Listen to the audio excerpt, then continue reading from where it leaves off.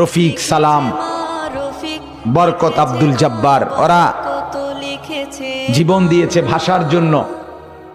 পরবর্তী প্রজন্ম পার্কে, রেস্তোরাঁয়, ব্রিজে, কালভার্টে, ফ্লাইওভারে যুবক যুবতী জিনার ব্যভিচারের আড্ডাখানা বসাবে, এই জন্যই জীবন দিয়েছে ওনারা। না কি মনে হয় বাপ?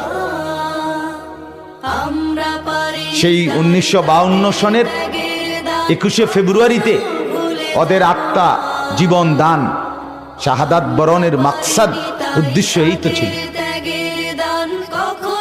70 বছর পরের প্রজন্ম তাদেরকে স্মরণ করবে অর্ধ উলঙ্গ নেচে গে।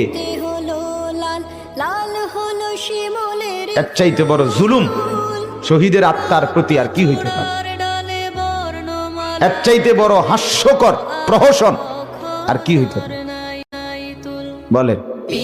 এক মানুষ দেশের জন্য, মাতৃভাষার জন্য রক্ত দিল, জান দিল, বুকের তাজা রক্ত দিল, বিনিময়ে পরবর্তী প্রজন্ম তাকে স্মরণ করছে নাইচা গাইয়া। শহীদের স্মরণে অথবা নিজেদের মৃত ব্যক্তির স্মরণে মানুষ তাকে নাইচা গাইয়া স্মরণ করে। এইটা ভদ্রতা, এটা কালচার, সংস্কৃতি, এটা পৃথিবীর কেউ কোনো বিবেকবান মেনে নিতে পারে। রফিক